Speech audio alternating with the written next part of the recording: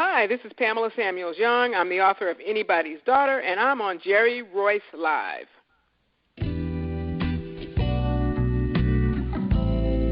Hello, and thank you for stopping by. I'm your host, Jerry-Royce, and welcome to Positive Power 21 Network, where you get your positive on. This is a worldwide podcast for growth, wealth, and success. Thank you. Positive Power 21.org, Internet Radio.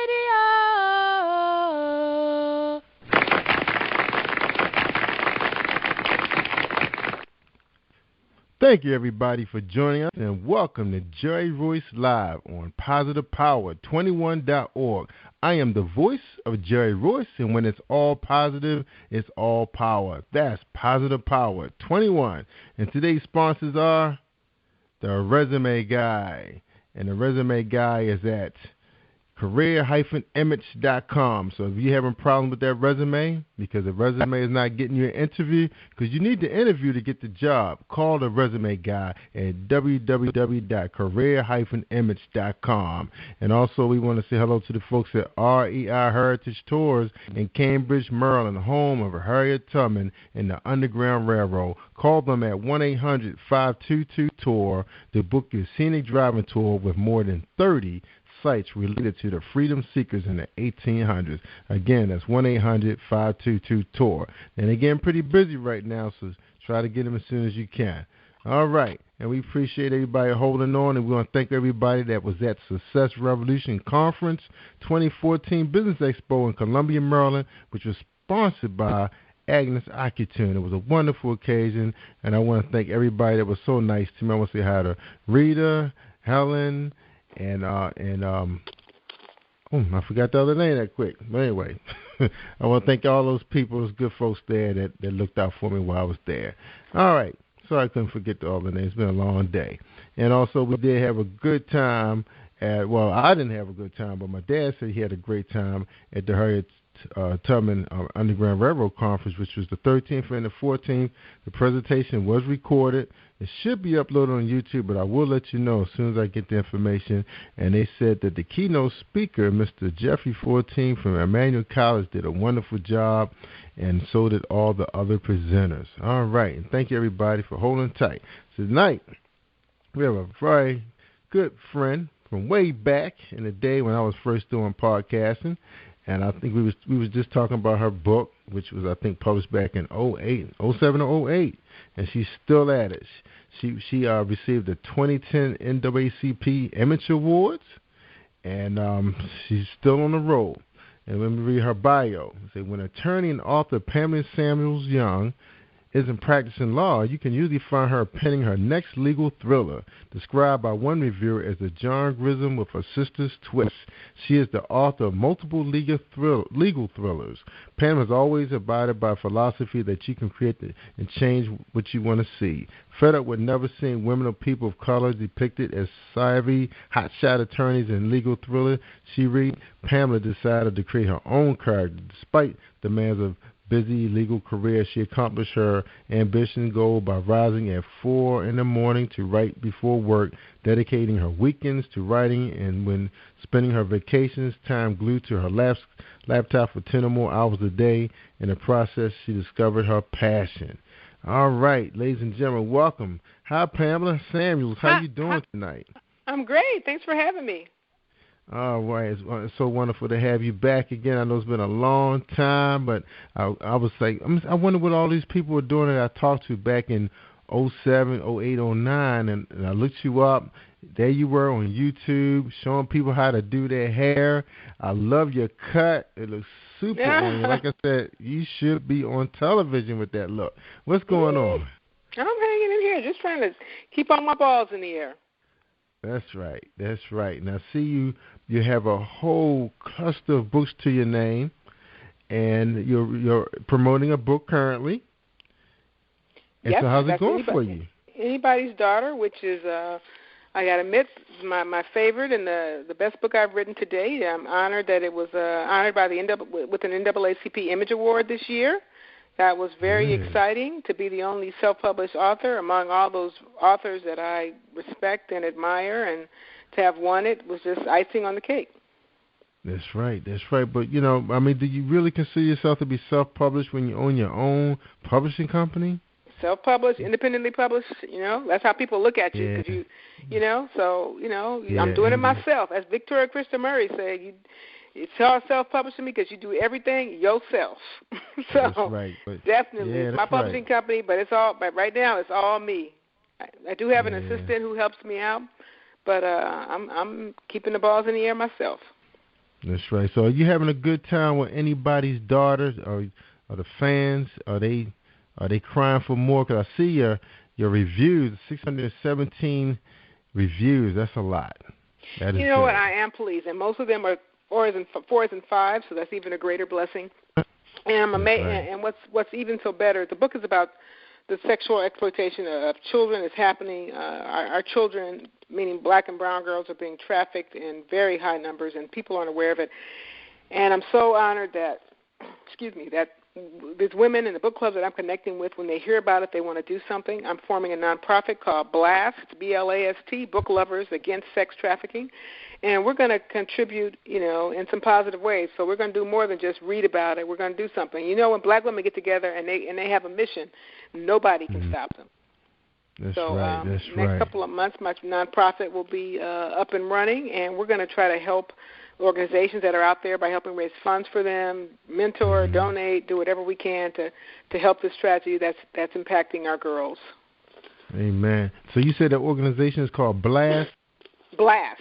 Book Lovers Against Sex Trafficking. So I'm harnessing the my fan base, because I've done over 200 book clubs by Skype, speakerphone, or in person. So connecting with all these women, it's amazing that they're amazing women. Yeah. That is. Now, it's funny, you bring this up about this organization. I just had that conversation with my daughter while I was at work today.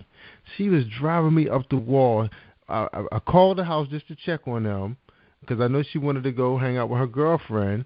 And my son tells me she's about to leave the house, and it's like 2:30. I was like, "Where are you? I won't be home till 5." And she said, "I'm going to meet my friend up at the school, and then we're going to walk to her house." I said, "No, you're not. You can't do that. You wait for me." She said, "You're getting off too late." I said, "It's never too late." I said, "You don't know what's out there." I said, "It's crazy." And that's really the truth. In the last 2 weeks, I have 2 people I know personally who's one's a niece and one's another friend of a friend whose daughter has been pulled into trafficking by people they met on Facebook. And right now they don't know the whereabouts of these girls. So do not take it lightly. Do not take it lightly. It can happen to anybody's daughter. That's one right. girl went off because one girl met a man on Facebook who got her thinking she's going to be a model and snuck off he picked her up at the airport at 5 a.m. Family has not seen her since. Oh my God! So you gotta, and I put a friend of mine who's I connected one family with a friend of mine, and in less than 30 minutes she went on the girl's website and recognized a known pimp that she had been communicating with. So do not underestimate these guys. Are very savvy, and it's a tragedy, and it's happening everywhere. It's happening everywhere. That is so terrible. Definitely gonna let her hear this broadcast. Now, I know that's very dear to your heart. I mean, just last summer, I remember getting a flyer. They was looking for a young lady in the neighborhood. She's, I think she was from India. Pretty girl too, young, 15. Nobody had a clue. They said she was supposed to be walking to a friend's house. Then I remember back in 2011, I was working as a manager downtown Baltimore, and I remember flyers being plastered all over the whole Metro West facility. They were looking for this young black girl who was, I think you probably remember that story. She was visiting relatives from, I think, North Carolina, and she went to the store, and it turned out the boyfriend of her cousin killed her. So that was crazy, and all this time people just looking for her, and I think they found her finally floating in the reservoir somewhere. Couldn't believe it, And then here's the guy right there, lying right till he turned blue in his face. He didn't know anything about it. So, you just never know. It's crazy out here. And, you see enough of these movies, you kind of start getting like, wow, this is if they're writing screenplays about this, they got to get these stories from someplace. Some of these stories are so horrific. Yeah. But what I find is people just don't think it could happen to their families. Yeah. It's just not the case. Yeah, and I hate to, start the show on a note like that, but it's so important for these young girls to just understand that, it's not a joke. These people are monsters. Just remember that is true. Remember that one guy, he had held these two girls in the back of his house all these years, and his family living right in the house and they have a clue. Well, at least that's what they said, they have a clue. That was crazy. And then they found a sister found her sister on Facebook. This guy had abducted. Remember that story a couple of weeks ago? No, I missed that one. What was that one? Yeah. The girl was using Facebook, and she saw her sister on there, and her sister was communicating with her. And, yeah. Isn't that crazy? Yeah. I did see that. Yeah, so kudos to the guys, they're on Facebook. So that, and she was gone for a while. Like, yeah, man. And I've been reading these stories about these girls, these gangs just, trading children like crack, and I couldn't believe it, and I kept reading, and that's what encouraged me to write Anybody's Daughter, because I wanted to educate people about this. Mm-hmm. And I think that I've done that, and I think that people are more likely to read a fiction book about it than to pick up a nonfiction book about it instead of preaching about it. So I'm really proud of the book, and I'm really proud of the message and the education that it's doing. That's right. Anybody's Daughter. When a 13-year-old Brianna is ensnarled in the horrifying world of human sex trafficking, her Uncle Dre, a man with his own criminal past, scours the dark corners of L.A. determined to find her. Dre ultimately comes up with a daring plan that puts many lives in danger, including his own. But will he find Brianna before it's too late? Powerful, powerful story. I remember I saw a real powerful movie. Was on that same thing. It was so crazy because the guy, he was actually a law enforcement officer. I forgot what kind of law enforcement officer he was. But he actually had went across the border, Mexico, looking for his daughter. He had a picture of her when she was young. She had real pretty green eyes. And that's what you can really remember about her. And he ended up helping this young boy find his sister who had just got snatched up.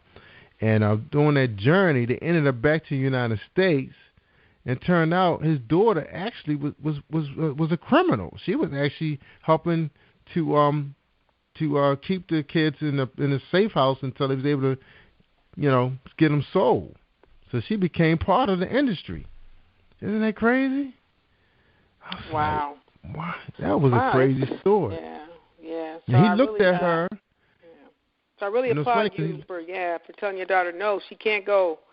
She needs to wait for you, because these guys are just monsters. You're right. You used the word monsters. Yeah, and she was fighting back. My wife called her. I called my wife up, and she was talking to her, and she was going off too. And I told her, I said, so when I came home, she came outside and she understood what we meant. And then I took over to her. I said, what was so important for you to see her at that particular time? 2-3 hours at somebody's house is long enough. Their parents could be sick of you at that point, So I said, you'll be there from 5, because I got home about 5 o'clock, got out there about 5:10, and my wife picked up around 7:30, almost 8. That was long enough to be. And they could communicate all the time on the phone anyway, and the little text messages they do. So I applaud you for bringing this book out. I'm definitely going to have to put this book in her hands so she can understand what the deal is. Because we told her. I really hope you do. I really hope you do, because I think it has been rated highly rated in ranked among teens on Amazon. It hit that list, so I was really proud of that. Wow. But it is a book that resonates with the teens and preteens. I think they need to understand the dangers because I don't think they appreciate the dangers. And you have an audio book. That's incredible. So what made you decide to do an audio book? You don't see a lot of that anymore. Yeah, I wanted. I mean, I love audiobooks, and I wanted all of my books in audio, and they all are now. And I looked up, and I just found this great actor. As a matter of fact, I used Audio Creation Exchange, which is and which basically you post, an excerpt, and you have people audition. And the guy I chose, and listen to him because he's just fabulous, and just a fabulous actor. And when he finished reading the book, he emailed me and said, I want to thank you for trusting me with your African American characters. And I said, he emailed him back, and I said, so you ain't a brother? He said, no. And I'm like, you kidding me? And then my husband at the time, I said, dude, he ain't black. And he said, well, he must have hung around brothers then because he sounds like a brother. And so I emailed him back and told him what my then husband said. And he said, no, he said when growing up he liked to imitate voices, and he used to love to imitate Richard Pryor and Eddie Murphy. But I'm telling you, there are segments. I'm telling you, I was at a book club recently where a woman was raving about him reading the book, and I said, he's not a brother. He's like, what? How can that be? So no, I love him. And if anybody who listens to audiobooks, it's the narrator makes the book. Sometimes his ratings on audible.com are higher than mine. So it is the narrator who he does great women, he does great men. So he's very talented. He's read all 6 of my novels, and I can't tell him, do not die before I stop writing. That's right. Wow. How old is this gentleman? I think he must be probably in his 40s. I'm just judging from his picture. I've never met him. He's somewhere on the East Coast. Again, he just, I asked for auditions. I got a number of auditions. His stood out by far. Wow. Because I initially wanted a woman, but he blew everybody away. So he's very, very talented. So when you click on buy audiobook, do you hear like a clip, a sound clip? Yep. Right? Yep. Okay. If you go to audible.com or iTunes, you can hear an excerpt. Okay. And how about on your website? The same thing? I think it'll take you. That's a good question. We'll look that up while we're talking. I think it'll take you to the audiobook, but I don't have it on my site. Good. But good, if you go there. So tell me, what was real challenging about writing this book for you? What was so challenging? Recognizing the horrors of it. As part of my research, I remember going to Watts and sitting in juvenile court, and I'm watching these children who are appearing before the court charged with soliciting prostitution. How can a 14-year-old child be charged with soliciting prostitution? We tell our society says, you have to be a certain age to vote, to drive, to drink, to do all these things, but you can consent to have sex with a grown man. The system is wrong. These are sexually exploited children. They do statutory rape. There's no way in hell they should be charged. And I'm sitting back of that courtroom, and I'm watching these girls come up and saying, but for the grace of God, that could be me or somebody, a member of my family. And you got to realize these children, they run away from home, or they're vulnerable to these guys because of the tragedy at their own home. Sometimes they run away because they've been abused at home, or they're in foster care. And these guys prey on, they'll hang out at the mall, hang out at the foster care little group home, and say, hey, I'm your boyfriend, and I'll buy you this. I'm gonna get your hair done, get your nails done. And in a month from now, well, I did all this for you. What you gonna do for me? You got to do this, blah blah blah blah. And sometimes for some of these girls, the first time they ever heard "I love you" is from a pimp. So, he's beating her and putting her on the street, but he's also saying, I love you. And I tell people, you need to, there's one thing you need to do to your young daughters is to make sure they have self-esteem. So when a dude, a pimp who's trying to spot somebody, walks up to her and say, hey, you're beautiful, she should be able to say, I know, my daddy tells me that every day. So you go on. That is not enough to get to me. My daddy loves me. My mama loves me. Because these guys are just scandalous. Yeah. Now you talk about a lot of these girls that, like you said, a lot of them were abused. Because I had a lot of authors on who wrote, nonfiction books. In some cases, some wrote fiction books, but the characters were them. Like I remember talking to one author, she sent me her manuscript to read it, because it was poorly edited or non-existing editing. She wanted me to read it, see if it was good enough, and I said, you know what, your story is strong. I can't believe what I'm reading. I said, are these people real? And she said, oh, she's all four of these characters. I said, oh my gosh. Wow. I couldn't believe it, what I was hearing. But but she's doing okay now. She has a family. She's married. I think she has 3 or 4 girls. Job, everything, writing. But I was like, man, I feel so bad. But she recovered from it. But I had a lot of these stories. Yeah, I get a lot of these really, stories. Like, really resilient. I mean, the fact that think of the things they've been through, and the fact that they're still standing up and walking and putting one feet in front of the other, is a testimony to their resilience. That's right, and I get a lot of these stories. I mean, one girl wrote a book about these things happening to some of the inmates that she were, I wouldn't say roommates with, but was doing her time with in the federal prison. They were telling these stories in group homes, how they were, attacked by their grandfathers and uncles and giving them bags full of goodies and stuff, and they only 8 and 12. Some was raped by women. I heard it all on this program. Yes, and some of them trying to escape in their writing. But the good thing for you were able to bring other people's stories without having to experience this stuff yourself.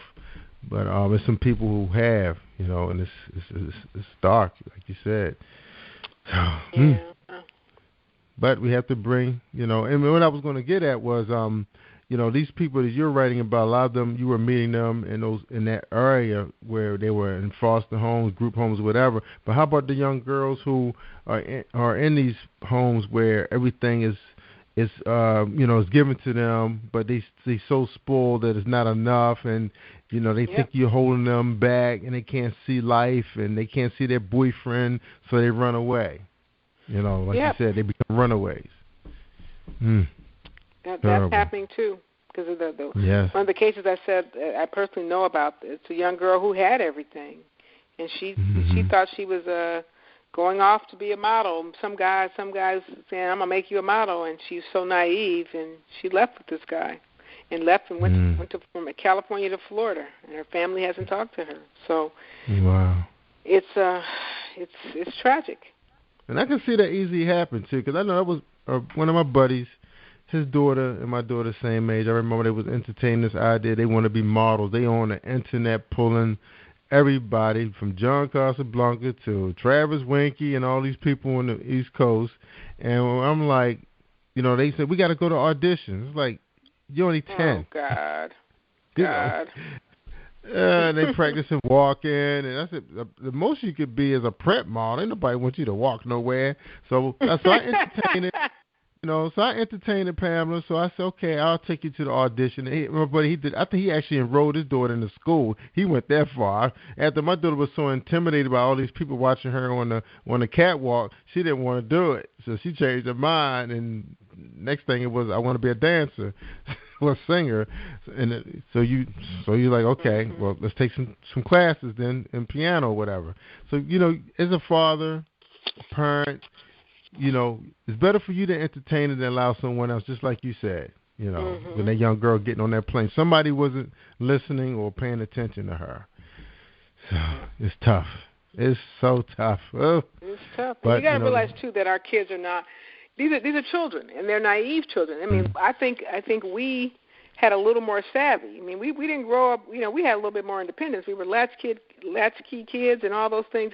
And, two, you got to realize – I was thinking back about this. When I was 13, 14 years old, I got me a pen pal out of Right On magazine. Now, my parents didn't know this, but the pen pal was in prison. Now, I should have had no business writing a man in prison. But in my 13-year-old mind, well, he said he didn't do it. So, but back in the 60s when I was that young, the 70s, we didn't have Facebook. We had Right On magazine, but now you have Facebook and you have the internet. And if you have the internet in your home, the predator is in your home. So you got to realize, and I think about my 13-year-old mind thinking that, well, he didn't do it, but what if the dude had got out of jail? I don't know. Thank God I think my brother threatened to find out about it and threatened to tell my parents if I didn't stop writing it. But just think about what. And again, and I realize now I'm horrified that I was doing that, but in my 13-year-old mind, there was nothing wrong with it. And so when these girls go off to meet somebody they think gonna make them a model, they don't appreciate the danger. That's why you have parents, and that's why it's that's crazy. Right. You try to explain them. You're here to protect them, to make sure they become successful in life. But right now, it's like people are after you. They want your soul. You hear about that in those horror movies. They want to take your soul, and that's what the monsters want. Yep. That's what they thrive for. Well, reading your reviews, and the first one says, "So real. Social networking has become very dangerous." She said, "Wow, this story was so real. Everyone is engaging in social networking through the internet age, and we hear more and more about people getting duped. Anybody's daughter is well-written story about this very subject. As parents, we try to protect our children from the unknown, but they find crafty ways to deceive us." Now, you're talking about the kids getting kind of crafty to try to fool the parents? Is that what she's saying? Yep. Like we just fell off of a turnip truck. Yeah. It's a rough time, we're in an interesting time that information is at our fingertips, but also it's a dangerous time. And it's a scary time. So. Yeah. And then you have these, I was telling her about these. I told her, I kept throwing out, some things that have happened that she should have remembered. She said, "You can't compare me." I said, "You don't understand these other groups that come over here that can't find jobs. They were criminals where they were living, and they're even bigger criminals here." Exactly.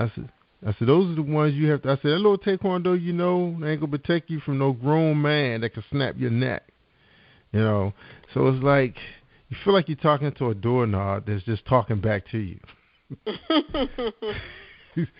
And I thought, well, why we too old for this?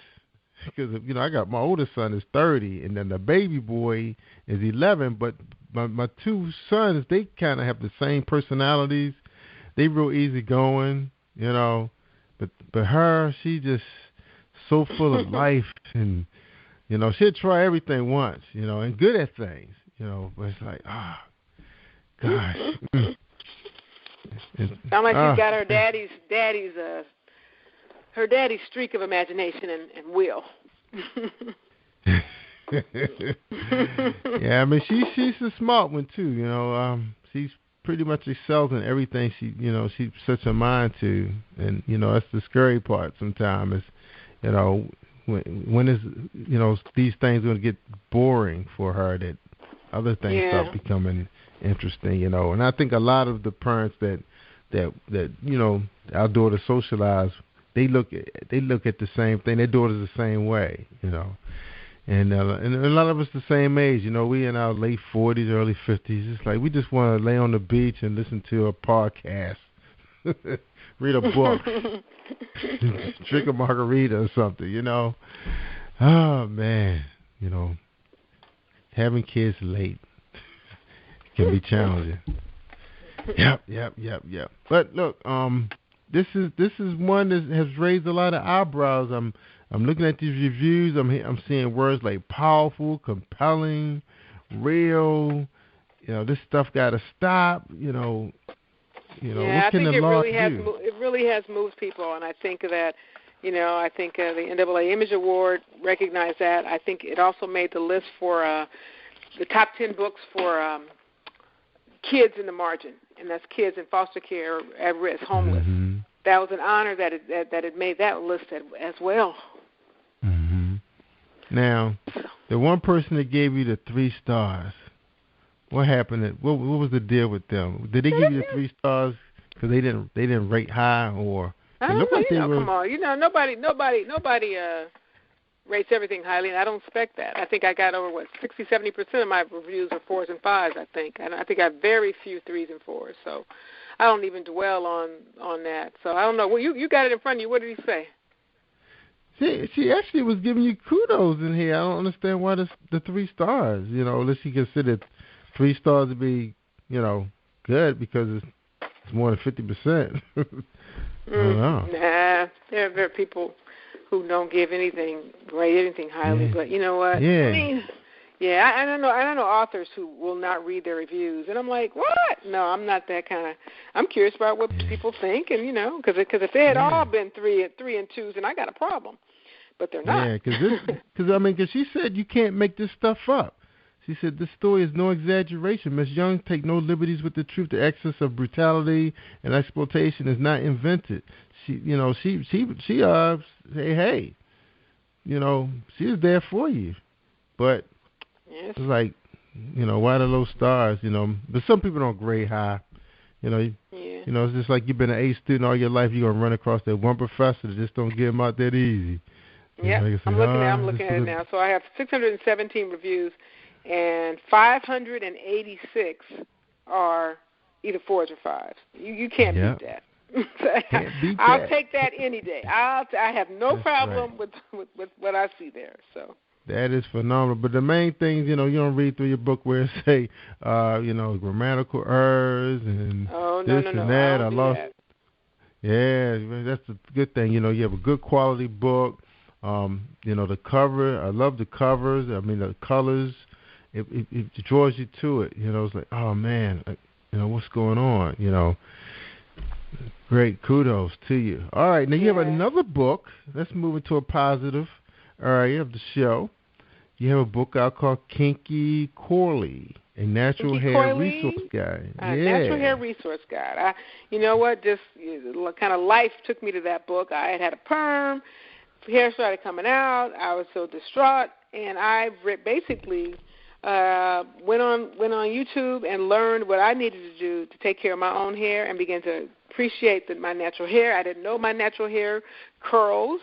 I didn't know that putting a right gel or cream on it would give me curly hair. And I wanted to educate other women about their hair and make them love their hair as much as I love my hair now. If I'd known this about my hair, I would have been natural long ago. But we don't know. We don't. Our hairdressers don't know what our hair can do. So the book is really a resource. It's like, you want to go natural? Here are the steps. Here are the best bloggers to follow. Here are the books to read. It's a great book called The Science of Black Hair, it's a Bible on our hair. And if you want to go natural, you need to buy that book because it's fabulous. And it teaches you everything you want to know about our hair. And just took the reins from, I haven't seen a hairdresser in, 3 years. I mean, so you think how much money and time I saved. So it's been a very enlightening for me to learn my hair and to learn to love my hair in its natural state. Right. I'm one of those people you never would have thought I would have been natural because I had the wigs, the weaves, the perms, all of that. So yeah, I remember you glamour girl. I'm all of there now. I'm all natural now. I'm proud of it. That's right. Now, have you had your hair cut since you've been wearing it natural? No, I'm having it. My hair, I have a very tight curl pattern, so it's growing, but it just snatches back up. So it's gonna have to grow to my butt before I have my big Angela Davis afro. But I'm working on it. Okay. Now, so in your case, you went curly. Some people go natural. They're either going with the locks. They're locking them, they're twisting them where they stay permanently. But in your case, your hair does get a chance to open it. You open it up when it's wet. Are you doing that? Okay. Yep. So I do it probably once or twice a week and just use the gel and it curls back up. Because I didn't consider locks because I've seen so many women, friends that I know with locks, they get heavy and they pull on your hair, and I see them balding around the hairline, and I just didn't dig that. So so I didn't want to do the locks. My hair's already thin and fragile, and I didn't want to risk that. Right. And I remember you had a really nice hairstyle. When we met you back in 06, 07, and you decided you were in the courtroom, I believe, then also, weren't you? Mm-hmm. Okay. So nowadays, it's a lot of different looks now. It's almost like nothing's not acceptable now in the workplace, where before that was a challenge for women going natural or wearing braids. That was true. It wasn't. But you know what? The issue was that there weren't many of us in those positions in the firms in the corporate America who were wearing those styles. Because I remember when I applied for my job, I'm an in-house managing counsel for labor and employment law at Toyota, and I remember interviewing for my job, and I had braids. And a friend of mine asked me a few days before she knew I had the interview. She said, "Are you going to take your braids out for your interview?" I'm like, "No." You know what? My resume speaks for itself, and if these braids have a problem with the braids, then it's not the right place for me. So yes, I interviewed in my braids, and I got my job on my braids with my braids, and that was 2001. So, 10 years earlier, I would have been paranoid about it. But it's like, finally, you know what? This is me. This is who I am. Here's my experience. Take it or leave it. So now in 01, was your hair permed though when you had the cornrows? It was permed, and I was actually trying to grow out my perm. So I had it braided in individuals that that I pulled back or wore in a bun or something like that. I still wore my hair very conservatively, but it was braided. So I think sometimes we stress over it more than non-African Americans stress over it. And it's funny because I was in Plano, Texas last week for a business meeting, and a white woman said, "Oh my God, I love your hair." And she's like, "We have my little granddaughter that we don't know what to do with her hair." And I assumed her granddaughter's interracial. So I said, "Here's my card. I got a book about it. Go to YouTube. Look at my look at my videos." Because white women don't know what to do with our hair, right, but there's no reason for them not to if they got a computer and they can go to YouTube, put in natural hair children. Yeah, so there's no reason not to. So I wish I could have seen the little girl because I know they had her looking all jacked up. But anyway, but there was no reason for that. You're right. You see quite a few interracial. Even the boys, they would just wear their hair out, twisted, or they just wear it out and it's just out there. And she was like, "Oh, we just try to brush it, but it just goes back." I said, "No, brushing is not what she needs. She needs a good cream or a gel to soften it." And our hair is kinky, and you don't want to put a brush in it because it's fragile and it'll break. So and it's easier to detangle it when it's wet. And so anyway, everything you want to know. I shouldn't say that because I'm not a hairstylist. Every resource that can tell you what you want to know is in my book. Kinky Coily, a natural hair resource guide. So if there's some questions about natural hair, if I don't answer it in the book, I tell you in the book who can answer it. That's right. And you have video footage out there on YouTube as well. Yes, I do. I have a YouTube channel called Kinky Coily Pamela. I'll be putting up some new videos soon. I know I'm a little late on that, but y'all got to bear with me. I'm writing books. I'm working. I'm practicing law. I'm promoting every weekend. I'll be in, this weekend I'm doing an event for a home for girls who used to be in the life. I'm speaking at an event. And then next week I'm in Newark. Right after I attend the Maxwell concert, I'm going to fly into Newark for an event. A couple of weeks after that, I'll be in Fort Lauderdale, Florida. I got several things happening in the LA area. So if you look at my schedule on my website, you will see that I am out there. I am out there. Good. Now, you did recommend something for me. It's called Cream of Nature. I was familiar with the Cream of Nature brand, and you said twirling custard. Yeah. It's a fairly new product. I just learned about it at a party a couple of days ago. Cream of Nature twirling custard. I just tried it a couple of days ago. I love it because it twirls my hair and it doesn't leave it dry and doesn't leave it greasy. And that's what you need. So I use that, put some little coconut oil on top of it, and I'm good to go. Now you was using a product that was on your YouTube that I think you only could get it through. Yeah, through a mail order. What was the name? It was like an old name to it. Uncle Funky's Daughter Curly Magic. Yeah. Uncle Funky's Daughter Curly. It's a company out of Houston. I don't know why their distribution is so poor, but you can only get it on their website. And the product is already $25. They want you to pay $12 for shipping. I think that's the problem. Ooh, but wow. So for whatever for that bottle, you're paying $32 plus $37 plus tax. So I don't know. Right. But I think that this Cream of Nature twirling custard is going to give them a run for their money. I still love my Uncle Funky's, but right now I'm saving some money and using the Cream of Nature product. Yeah, Cream of Nature running about $3-4 something a bottle. I think here they're selling it for like $8, but that's still $8. Better than $25. And you can put it in your hair while it's wet. You say? Wet and dry. Yep. Good, I use it wet, but you can do it wet and dry. That's right. All right, I'm gonna give that a shot because pink oil moisturizer takes too long to turn dark. so I had a problem with that. So I'm glad we had you on the show for that reason. There's another also. great product for twisting too called As I Am Double Buttercream.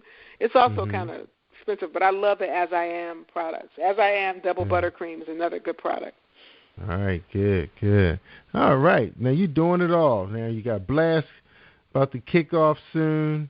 I know anybody's daughter going to still have fire to it because that's just something that's hot right now and people need to know.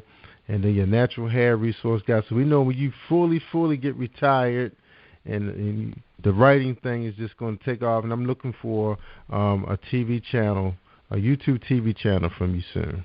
That's what I'm looking for. Because I do, you know what? If I can find a time, I want to talk about writing because so many people who are trying to publish are getting hoodwinked. A friend called me the other day and said that this woman, wanted to publish her book and wanted to charge her $2,500. Well, if you won't pay $2,500, you self-publishing. So you can do that yourself for $25. When you get your book on CreateSpace, the registration fee is $25. You find a good cover designer, and you can find somebody to typeset it for. You can do that for $600. So there's no reason to pay somebody $2,500, and you're gonna get 10% of the profit. So a lot of people out there just really are robbing people. So at some point, I want to do that. At least write a book that's kind of a step-by-step guide because a lot of people are getting robbed. Yeah, and they do have a few out there, but I don't think they are updated for today's technology. And like you said, with the internet being as strong as it is, social media now. Are you using a lot of social media for for moving your books since you're self-publishing? Yes, I am. I love Facebook and Twitter, and also Amazon has something called the Kindle Countdown, which I found to be very, very successful. They usually you can do it for a week. Only every 3 months. But right now, anybody's daughter is in the Kindle Countdown. Sunday and Monday it was 99 cents. For the Tuesday, Wednesday, Thursday, it's going to be $1.99. So try to get it today, and then I think the next couple of days it'll be $2.99. Then it'll go back to the original price of $3.99. So it's just sort of a way to low. Yeah, start low just for a week. And so they pub it and you pub it, and sales increase. Yeah. That's right. Get it fast. Almost like the Kmart blue light sale. Right. Remember that? Blue light special. Hurry up. People running, knocking kids down trying to get to the blue light special. That's true. That's all right. All right. We really appreciate you having you on here, Pamela. I'm so glad you're doing well for yourself and everything. And seriously, like a second life, right? Yes, amen. Thank you so much for having me, and hopefully tell your readers, please pick up anybody's daughter, and even if you don't want to be natural, find a natural that you know and give them a copy of Kinky Coily, a natural hair resource guide. Please reach out to me at pamela-samuel-young.com. That's right. That's her. And thank you for tuning in, ladies and gentlemen, on a replay. This is Jerry Royce Live on positivepower21.org. Take care, everybody, and have a good night. Thank you. Thank you for tuning in to the Positive Power 21 Network. Thank you, Pamela. Team 21 would like to thank you all for tuning in, and please spread the word and tell a friend. This is Jerry Royce at Positive Power 21, where we get our positive. Okay, absolutely. Okay. All right. All right, and good night.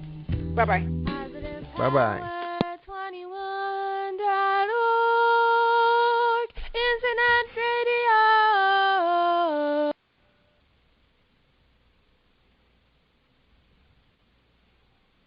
That's a wrap, everybody.